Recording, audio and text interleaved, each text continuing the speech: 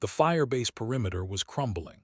37 Navy SEALs pinned against a ridge in Helmand Province, ammunition counting down like a death clock, and the only aircraft within response range was an A-10 Thunderbolt II with a call sign that made the ground commander's jaw tighten. Reaper 7, this is Avalanche Actual, requesting immediate CAS, how copy?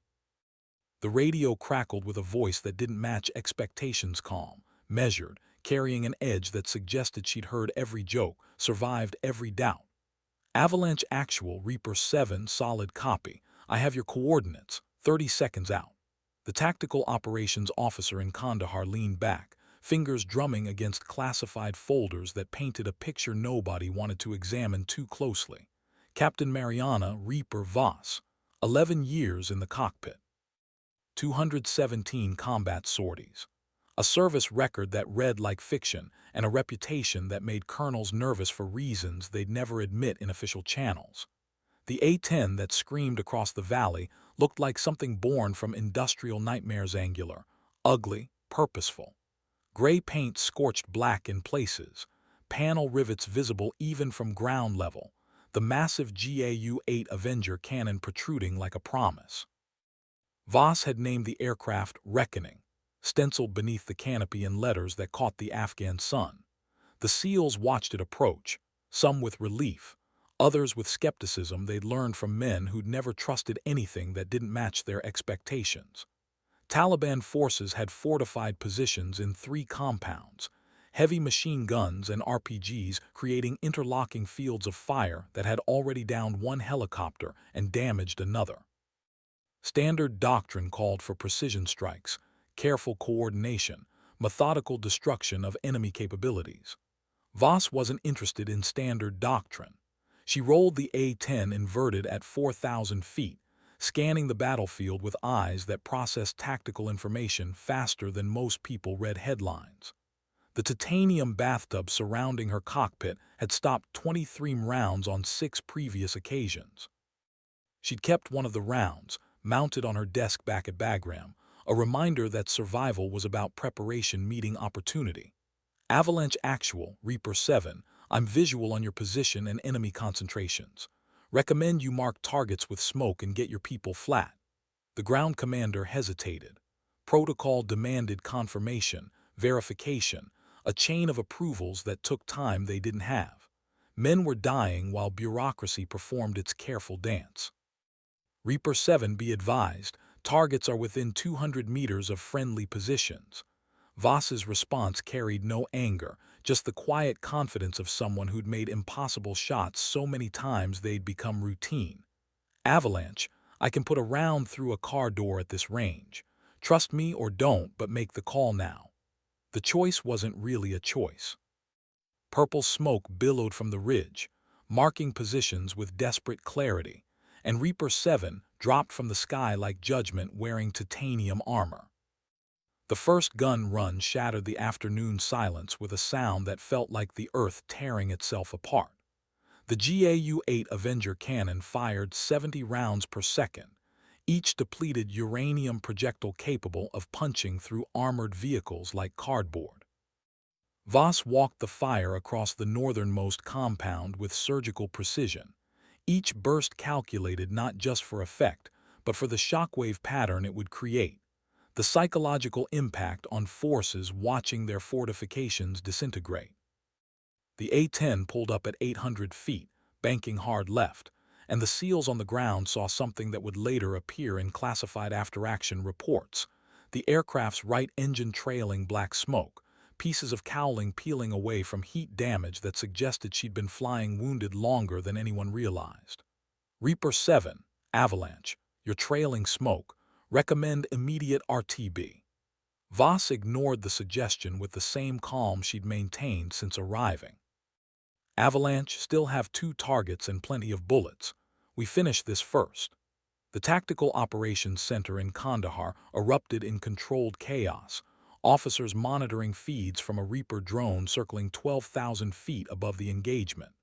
They could see the damage, see the engine temperature readings climbing into red zones, See Voss lining up for a second pass against an enemy that had just watched their defensive positions turned into scrap metal and dust. Colonel Marcus Hendricks stood behind the monitoring stations, arms crossed, face carved from granite. He tried to ground Voss 3 times in the past 2 years, citing concerns about her aggressive flight profile and insufficient regard for aircraft preservation. Every attempt had been blocked by commanders who understood that wars were won by people willing to push past comfortable boundaries. The second gun run came in from the west, sun at her back, the dropping to 600 feet in a maneuver that made experienced pilots watching the feed flinch. Voss put 32 rounds through the second compound's main structure, tracking her fire across windows and doorways where muzzle flashes had been visible seconds earlier. The Taliban fighters who'd thought themselves safe behind reinforced walls learned that safety was an illusion when Reaper 7 was overhead. The damaged engine chose that moment to fail completely.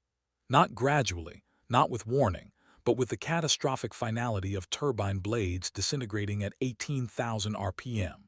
The A-10 yawed hard right, Voss compensating with opposite rudder and aileron inputs that came from muscle memory built over thousands of flight hours. She kept the aircraft level through pure force of will and technical mastery.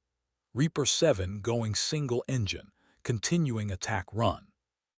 The words were delivered with the same tone someone might use to mention a minor schedule change. In the Tactical Operations Center, someone swore quietly. Flying an A-10 on one engine was possible but not recommended during combat operations at low altitude over hostile territory. Doing it while completing an attack run was the kind of decision that ended careers or built legends depending entirely on outcome. Voss brought the aircraft around for the third pass, compensating for asymmetric thrust, fighting control inputs that wanted to spiral her into the valley floor. The A-10 had been designed for exactly this situation: battle damage, systems failures, circumstances that would ground any sensible aircraft. But sensible wasn't why the Air Force kept flying planes designed in the 1970s. They kept flying them because nothing else could take punishment and keep delivering hell with such reliable consistency. The final compound sat against the ridge, positioned where its defenders could fire down on the SEAL position with devastating effect. Voss studied the geometry, calculated angles that involved more instinct than mathematics, and lined up a gun run that would later be used in training scenarios as an example of maximum risk CAS done correctly. Avalanche final pass, stay down. She dove the A-10 into an attack profile that put her within range of every small arm on the battlefield. The aircraft shuddered, holes appearing in the right wing like someone punching through aluminum foil, hydraulic fluid streaming into the slipstream. She held the trigger down for 4 seconds, walking the 30mm fire through the compound with precision that seemed impossible given the circumstances. The building came apart in sections, walls collapsing, roof supports failing, the whole structure folding inward like a house of cards hit by a hammer. The Taliban forces inside never had opportunity to retreat. Pulling up from that final pass took everything Voss had. The A-10 climbed sluggishly, fighting her inputs, both engines now showing critical warnings on displays that might as well have been Christmas trees for all the red lights illuminating.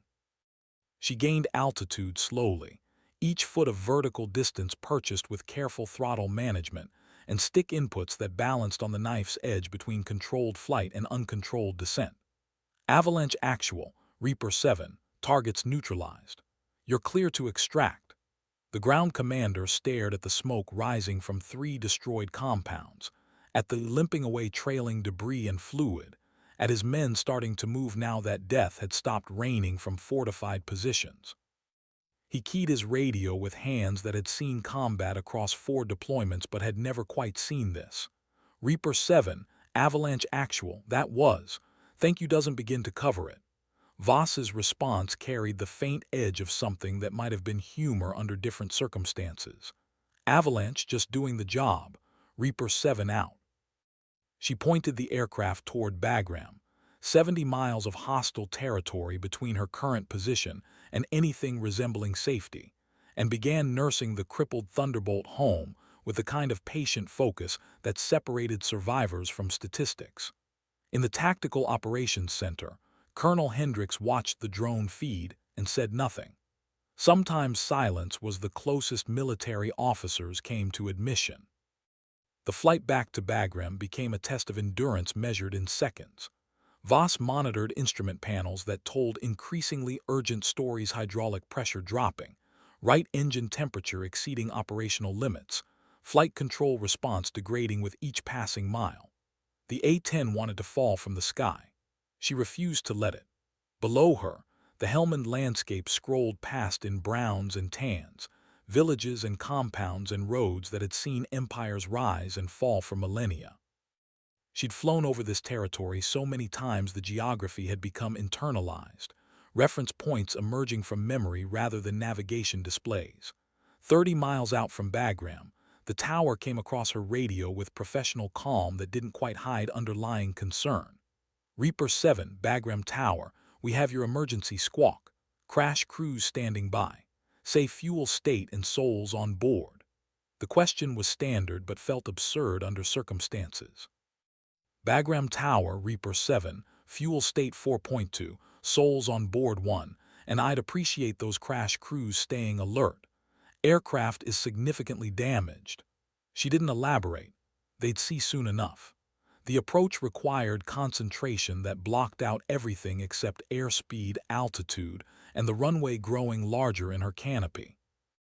Voss dropped landing gear manually after electrical systems failed to respond, feeling the mechanical locks engage through vibrations transmitted up through the airframe. The A-10 descended toward Bagram's runway, trailing smoke and hydraulic fluid, looking like something that belonged in a scrapyard rather than controlled flight. She crossed the threshold at 140 knots, faster than normal because she didn't trust the damaged aircraft to maintain control at standard approach speeds. The main gear touched down hard, nose gear following, and Voss stood on brakes that still functioned despite everything else failing around her.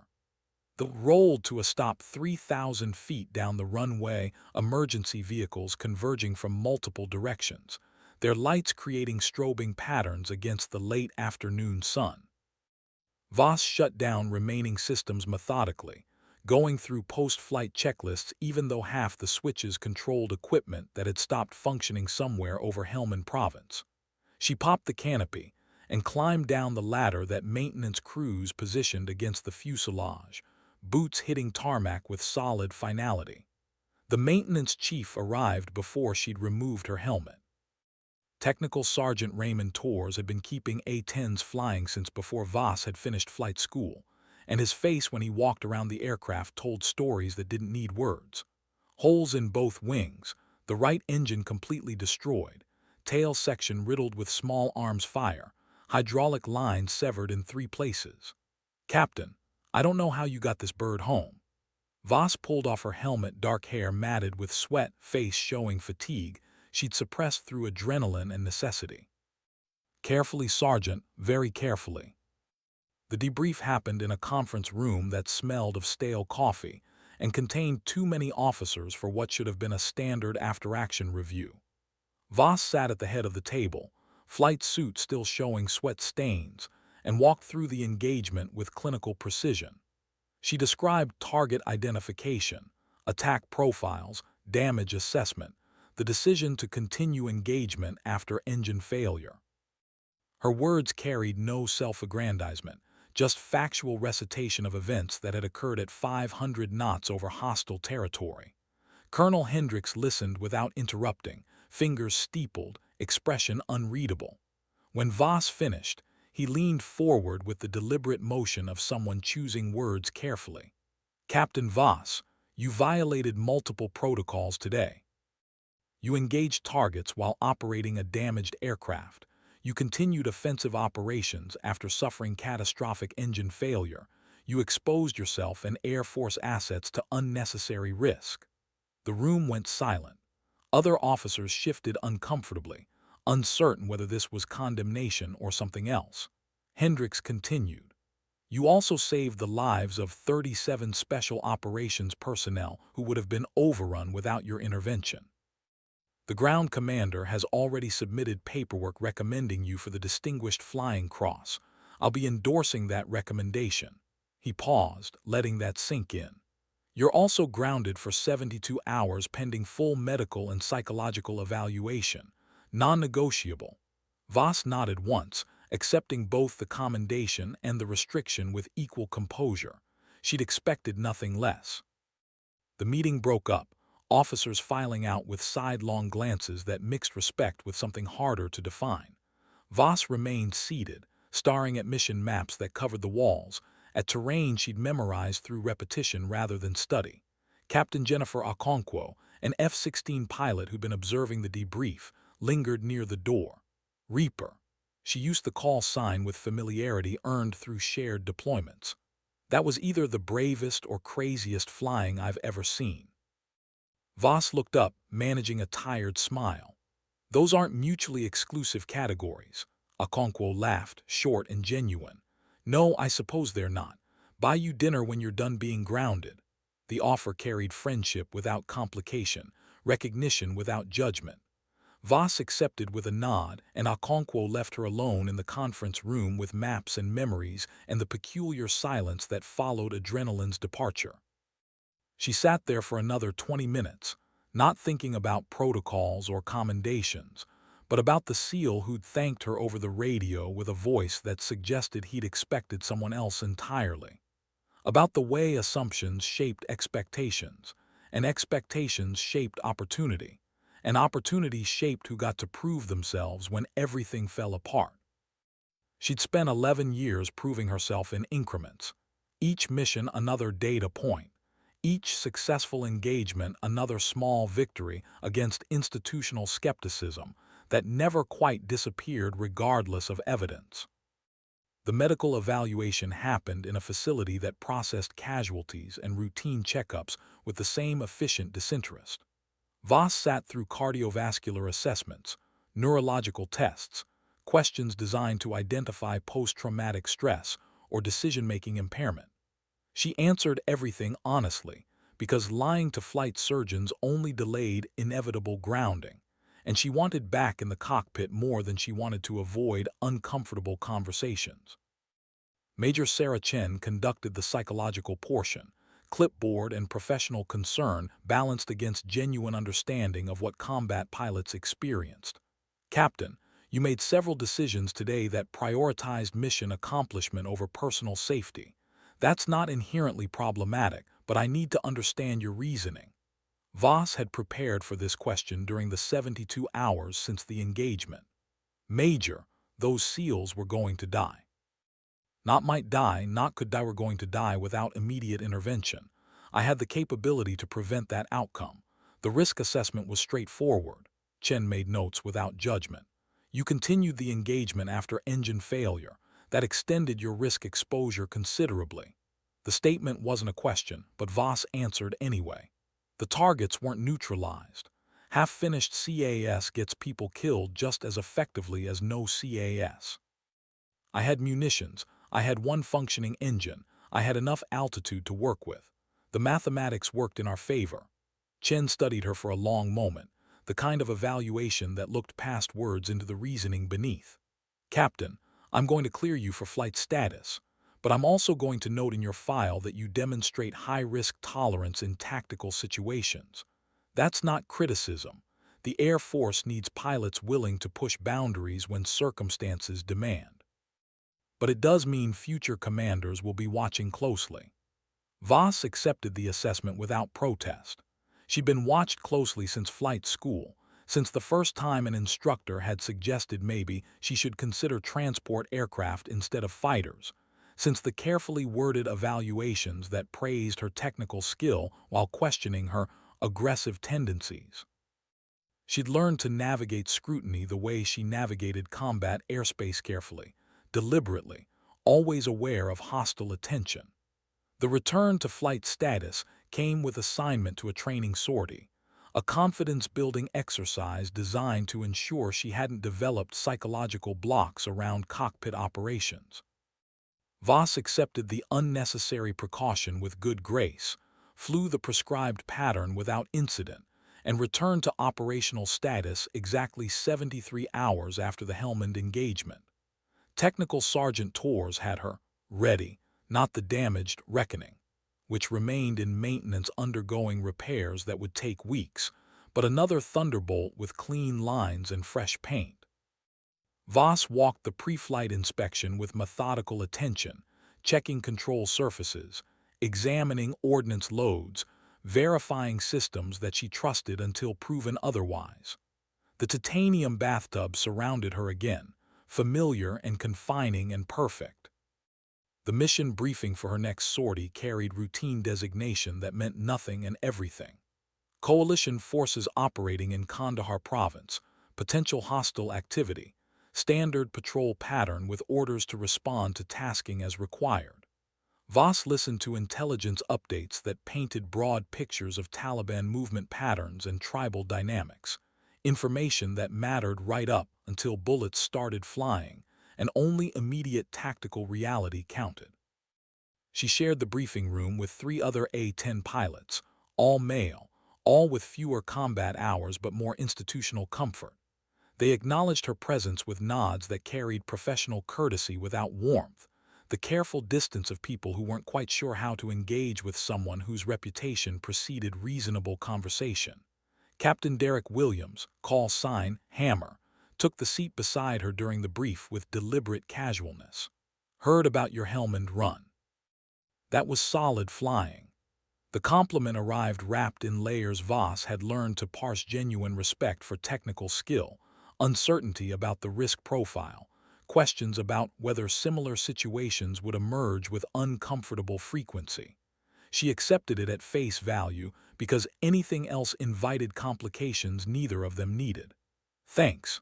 Just worked out to be the right aircraft in the right place.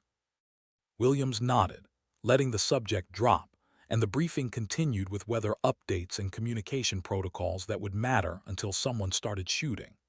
The flight to the operational area took 40 minutes, 4 A-10s in loose formation, maintaining separation that allowed independent maneuvering while preserving mutual support. Voss flew wing position, scanning the horizon with eyes trained to identify threats at ranges that meant the difference between response time and casualty counts. The radio chatter was minimal, professional, each pilot focused on their sector with the kind of quiet concentration that characterized experienced combat aviators. The call came in 20 minutes into the patrol cycle. Any hog flight, this is Paladin 6, troops in contact, requesting immediate CAS, how copy? The urgency in the ground commander's voice painted pictures before coordinates were transmitted. Voss checked her position relative to the reported location 12 miles northeast, 2 minutes at combat speed. Paladin 6, Reaper 7, I'm closest to your position. Proceeding direct, say situation. The response came over gunfire audible in the background. Reaper 7, Paladin 6, we have approximately 40 enemy fighters in fortified positions, ambush scenario, taking effective fire from multiple directions. We need danger close support immediately. Danger close. The words that meant friendly forces within 600 meters of intended targets, the designation that required precision bordering on the supernatural, the situation where mistakes measured in yards translated directly to friendly casualties. Voss rogered the call and pushed her throttles forward, the A-10 accelerating with the purposeful urgency of an aircraft built for exactly this mission. Behind her, Hammer's voice came across the flight frequency. Reaper, want backup on this one. She considered the offer briefly. Negative, Hammer, stay on patrol pattern. I'll call if needed. The battlefield revealed itself in layers as Voss approached from the south. Coalition forces, approximately 25 soldiers based on vehicle count pinned in a wadi, Taliban fighters occupying ridge positions, and a compound cluster that provided overlapping fields of fire. Smoke from RPG strikes marked friendly positions with desperate clarity, and tracers carved geometric patterns through air that shimmered with afternoon heat. Paladin 6, Reaper 7, I'm visual on your position. Marking targets now. She identified 3 priority locations, the compound cluster housing heavy weapons, a ridge position with clear line of sight to the trapped soldiers, and a secondary compound where fighters were maneuvering for flanking positions. Standard doctrine called for sequential engagement, methodical destruction of capabilities in priority order. But standard doctrine assumed time they didn't have. Voss rolled inverted and dove, coming in from an angle that put the sun at her back and hostile attention focused elsewhere. The first gun run split the compound cluster with precision that turned architecture into abstract art. She pulled up through ground fire that traced orange lines through her canopy periphery, shells punching through space she'd occupied seconds earlier, and banked hard for the second pass. The ridge position required a different approach. She came in low, following terrain contours, using a dry riverbed as cover until the last possible second. The Taliban fighters never saw her coming until 30mm rounds turned their defensive position into geology experiment. Voss felt the aircraft shudder as something struck the left wing, damage that registered on instruments before her conscious mind processed the impact. She ignored it with the same focused discipline that had characterized every engagement since Helmand. The third target required threading a needle between friendly positions and hostile forces, separated by distances measured in meters rather than safe hundreds. Voss lined up the approach with mathematical precision, accounting for wind, altitude, aircraft speed, the 1,000 variables that determined whether bullets landed exactly where intended or exactly where they shouldn't. Paladin 6, Reaper 7, danger close run, keep your people down. She held the trigger for 3 seconds, walked the fire across the secondary compound with control that came from muscle memory built through repetition and consequence, and pulled up through a sky suddenly empty of hostile fire. The silence felt enormous. Reaper 7, Paladin 6, targets neutralized. You just saved our asses. Voss acknowledged with brief courtesy and climbed to altitude checking systems that showed new damage but nothing immediately critical. She rejoined the patrol pattern like nothing significant had occurred, just another engagement, just another day in a war that measured time in sorties rather than calendars. When they landed back at Bagram, Hammer approached her during post-flight inspection with expression that suggested he'd been watching the gun camera footage. Reaper, that last pass was 30 meters from friendlies. 30 meters. Voss pulled off her helmet, meeting his eyes with quiet certainty. 32 meters. I measured. The recognition came gradually, measured in small changes that accumulated into something larger. Other pilots started asking Voss for technical advice during mission planning, questions about attack angles and damage assessment that acknowledged expertise earned through repetition. Ground commanders specifically requested her call sign when coordinating close air support, passing her name through channels with the kind of emphasis that suggested preference based on proven capability. The shift wasn't universal or immediate. Institutional skepticism didn't evaporate because of successful missions, and there remained officers who viewed her flying style as unnecessarily aggressive, her risk tolerance as problematic. But the calculus was changing, data points accumulating into patterns that became harder to dismiss as luck or anomaly. Colonel Hendricks called her into his office 6 weeks after the Helmand engagement, gesture that could mean anything from commendation to reprimand. Voss reported in regulation uniform, standing at attention until invited to sit in a chair that faced Hendricks across a desk covered with operational maps and classified folders. Captain Voss, Hendricks began without preamble, as was his nature. I've spent considerable time reviewing your service record and recent operational performance. I'm also aware of the unofficial reputation you've developed among ground forces. He paused, choosing words with visible care. You're effective, remarkably so. Your tactical decision-making under pressure is exceptional, your weapons employment is precisely calibrated, and your willingness to accept personal risk for mission accomplishment. He stopped, searching for the right term. Notable. Voss waited, understanding this wasn't heading toward simple praise. Hendricks continued. You're also developing a reputation that concerns me. Ground forces are starting to view you as a solution to impossible situations, which creates pressure for you to accept missions that might exceed reasonable risk parameters. That's not healthy for you or for the broader operational picture. The assessment was fair. Voss had noticed the pattern herself. The way certain call signs came with expectations attached. The way success created obligation that failure would violate. Sir, with respect, accepting difficult missions is part of the job description. Hendricks smiled without humor. True, but there's a difference between accepting difficult missions and becoming the person everyone expects to handle what others won't. I need you functional for the long term, not burned out or dead because ground commanders think you're invincible. He leaned back, expression softening fractionally. I'm assigning you as lead instructor for the next CAS training cycle. You'll teach newly arrived pilots the techniques you've developed. Consider it professional development and a chance to step back from continuous operational tempo. The assignment was both recognition and forced respite, acknowledgement that her methods had value worth institutionalizing and concern that sustained high-risk operations would eventually exceed even her capability. Voss accepted with understanding that resistance would achieve nothing. Yes, sir. When does the training cycle begin? Hendricks consulted a schedule. 2 weeks. That gives you time to develop curriculum and catch your breath. The training assignment revealed dimensions of military aviation Voss hadn't previously considered. Teaching pilots to employ weapons with precision required articulating decision-making processes she'd internalized through repetition, breaking down instinctive reactions into steps that could be learned and practiced.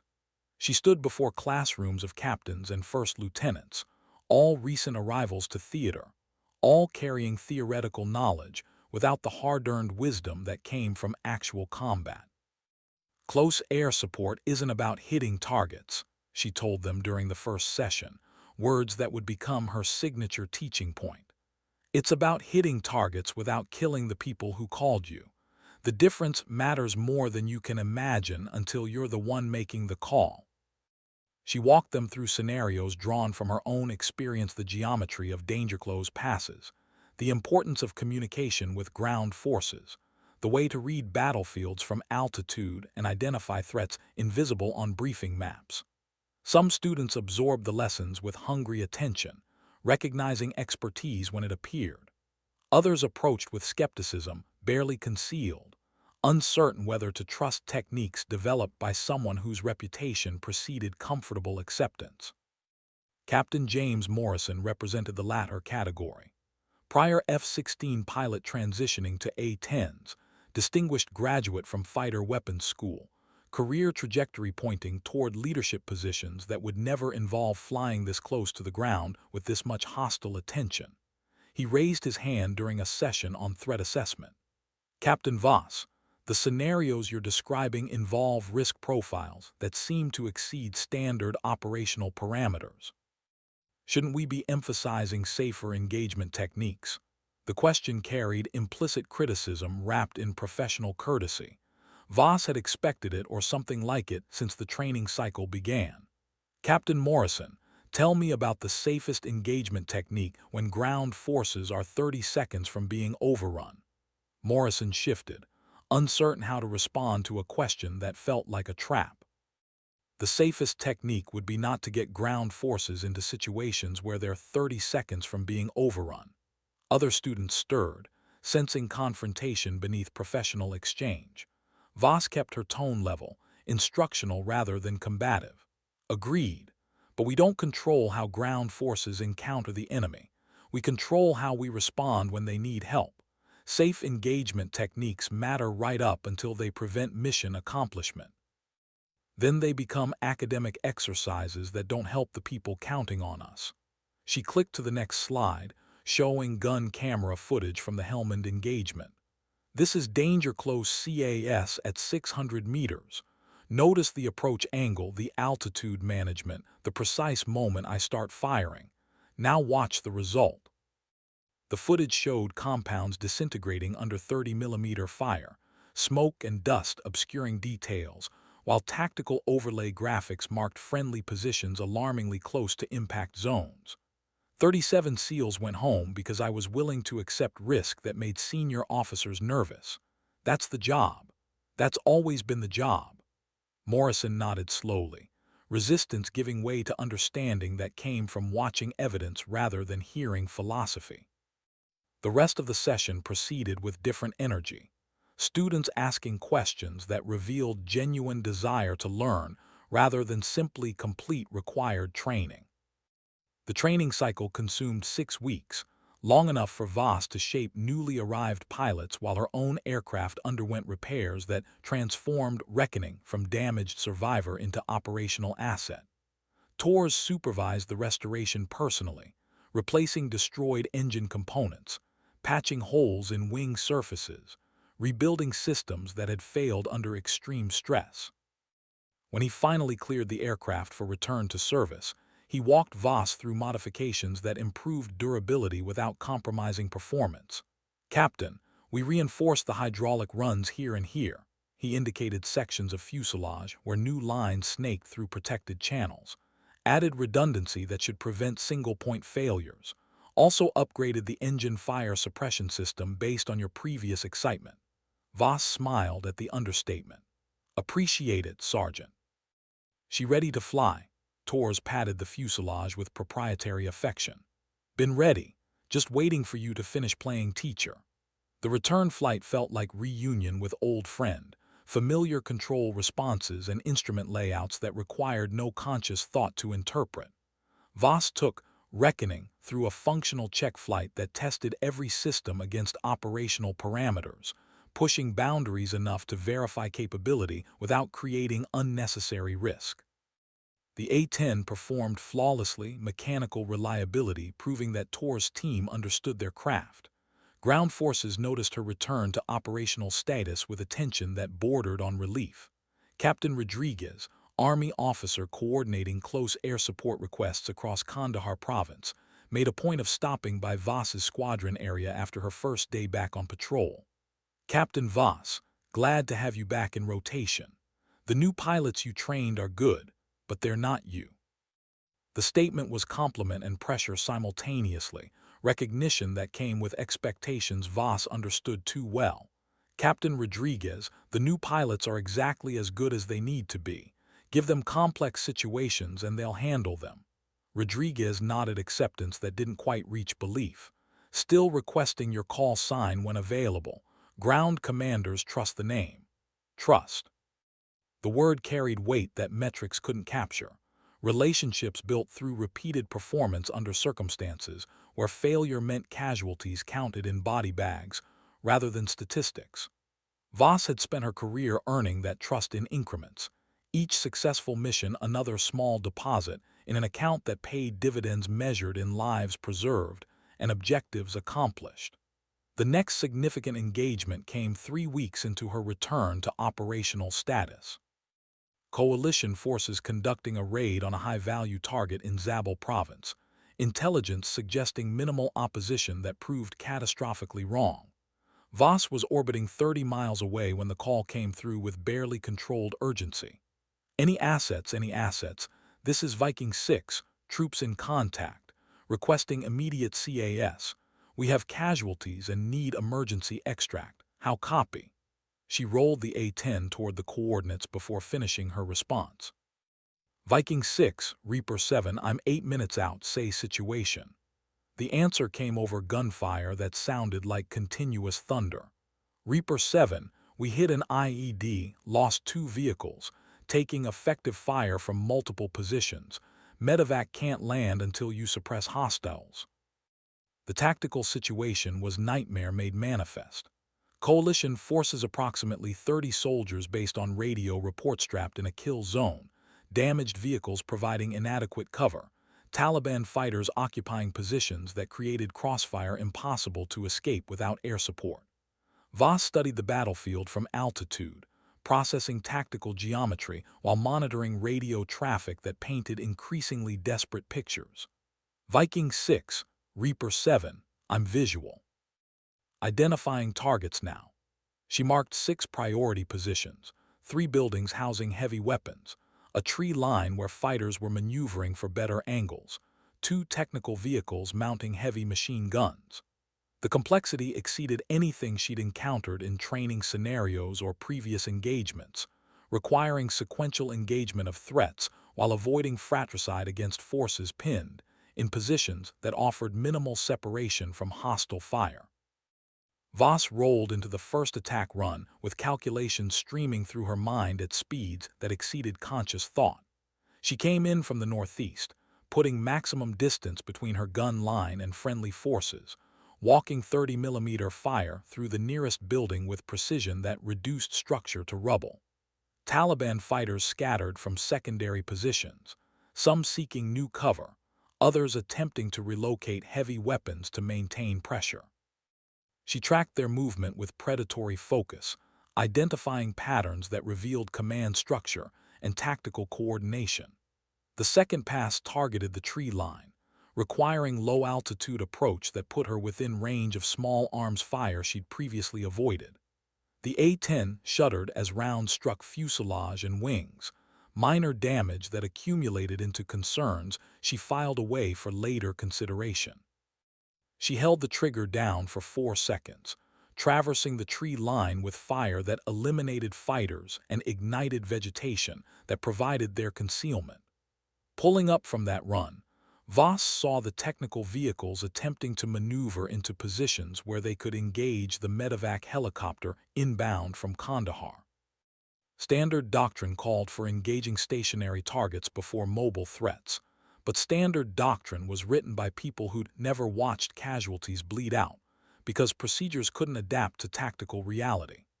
She brought the A-10 around in a turn that stressed airframe and pilot equally, lining up on the moving targets with deflection shooting that required leading her aim by distances measured in instinct rather than calculation.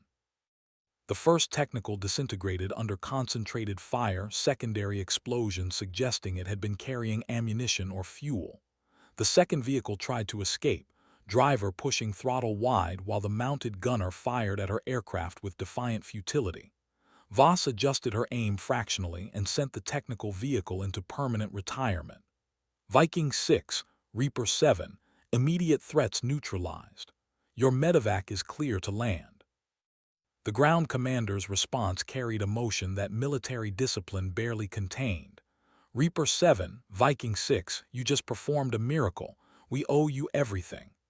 Voss climbed to altitude, checking damage reports that showed holes in non-essential systems but nothing immediately critical. Viking 6 just doing the job. Get your people out. She maintained overwatch while the medevac landed and extracted casualties, scanning for threats that might emerge from remaining structures, ready to engage anything that threatened the evacuation.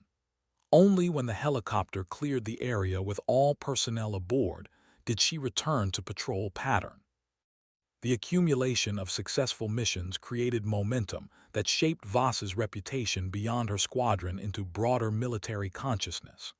Ground commanders across theater knew her call sign, requested it specifically, passed stories through informal channels about the A-10 pilot who made impossible shots and took risks that seemed calculated to the edge of insanity but somehow always worked. Articles appeared in military publications, carefully worded pieces that praised her tactical acumen while avoiding implications about institutional resistance she'd overcome. The Air Force Times ran a feature story with her photo standing beside Reckoning, in full flight gear, expression serious, eyes suggesting someone who'd seen things that didn't fit in comfortable narratives. The article quoted multiple ground commanders, all saying variations of the same thing. Captain Mariana Voss was the pilot you wanted overhead when everything fell apart. The attention came with complications. Voss found herself invited to briefings that had nothing to do with operational planning, asked to speak at ceremonies that celebrated values while avoiding specifics about how those values manifested under fire.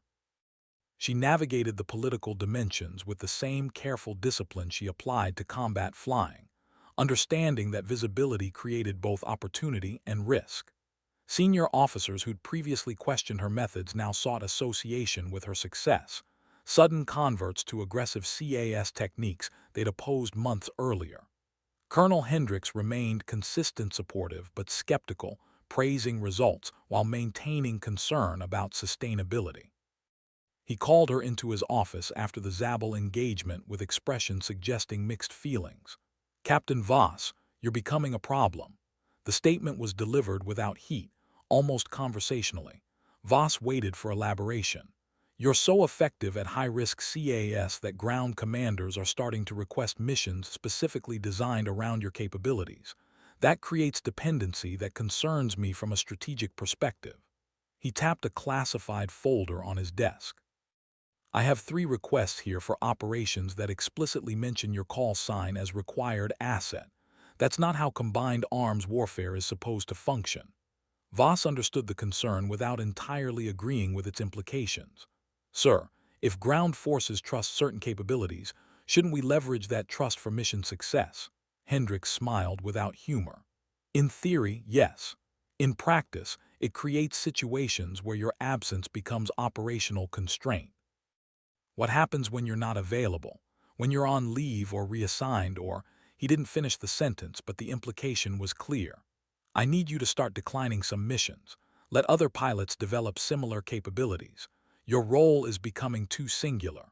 The order was reasonable and impossible simultaneously. Voss couldn't control which missions appeared or which ground commanders requested her specifically. She could only control her response to requests that came through official channels. "Yes, sir. I'll coordinate with squadron leadership about mission distribution." Hendricks accepted the commitment with visible skepticism. "See that you do. I'd prefer not to lose you because ground forces think you're invincible." The conversation ended, and Voss returned to her squadron area where other pilots were planning the next day's sorties. She joined their briefing with a tension that suggested nothing significant had occurred. Just another meeting with senior leadership. Just another day in the steady rhythm of deployment. The mission came 3 days later. Request from a marine company operating in Helmand Province. Routine patrol that had discovered an enemy compound housing weapons cache and personnel requiring immediate engagement. Standard CAS request. Nothing in the briefing suggesting complexity beyond normal parameters. Voss launched with Captain Jennifer Okonkwo as wingman. 2 A-10s configured for mixed payload high explosive and armor-piercing rounds. Enough ordnance to handle whatever tactical situation emerged. The flight to the target area took 35 minutes. Time Voss spent reviewing intelligence updates and communication protocols that would govern engagement. The radio traffic was standard until they reached the operational area, and the Marine Ground Commander provided tactical update that changed everything. Reaper 7, Paladin 3, be advised. Compound contains approximately 40 enemy fighters and substantial weapons stockpile. Also be advised, we have intelligence suggesting high-value target present in the compound. Request careful engagement to enable ground assault post-airstrike. High-value target. The designation that meant someone important enough to capture rather than simply eliminate. Someone whose intelligence value exceeded the convenience of long-range engagement. It complicated everything, requiring precisely calibrated strikes that degraded enemy capability without destroying the compound entirely or killing the person they wanted alive. Voss studied the compound from altitude, identifying buildings that likely housed weapons versus personnel, calculating blast effects and fragmentation patterns that would determine which structures to hit and which to preserve. Paladin 3, Reaper 7, recommend I take the outer buildings first. Leave the central structure intact for your ground assault. How copy? The Marine commander rogered with evident relief that she understood the tactical complexity without requiring detailed explanation. Voss rolled into the first attack run with mathematical precision, placing rounds through outer structures that erupted in secondary explosions, suggesting she'd found the weapons stockpile. The compound transformed into chaos, fighters scrambling from destroyed buildings, some attempting to organize defensive positions, others simply trying to escape the death raining from altitude. She made 3 more passes, each targeting specific structures while avoiding the central building, where intelligence suggested the high-value target had taken refuge. The precision required was extraordinary, threading 30-millimeter rounds through doorways and windows while avoiding walls that might collapse and kill everyone inside. Voss accomplished it with the kind of calm focus that made impossible tasks routine. Paladin 3, Reaper 7, compound suppressed, central structure preserved. You're clear for ground assault. The Marines moved in with coordinated efficiency, clearing rooms and capturing personnel, including the high-value target who provided intelligence that would shape operations across the province for following months. The after-action report would praise the mission as textbook combined arms operation, perfect integration of air and ground capabilities producing optimal results. Voss read the report 3 days later and felt nothing particular, just another successful engagement, just another tactical problem solved through careful application of violence. What struck her was the absence of surprise in the commendations, the way success had become expected rather than notable. The deployment wound toward conclusion with accumulating statistics that painted pictures in numbers. Voss had flown 237 combat sorties, engaged targets in 43 separate incidents, supported ground operations across 4 provinces. Her aircraft had sustained battle damage on 7 occasions, each time returning safely to base through combination of mechanical resilience and piloting skill that maintenance crews discussed with respect bordering on awe. The squadron held a formal ceremony recognizing her achievements, presentation of the Distinguished Flying Cross that came with language about extraordinary achievement under combat conditions. Voss accepted the medal with brief remarks that focused on maintenance crews and ground forces rather than personal accomplishment, deflecting attention in ways that had become habitual over years of navigating institutional frameworks that preferred certain narratives over others. After the ceremony, several junior pilots approached with questions that weren't about tactics or technique, but about something harder to articulate.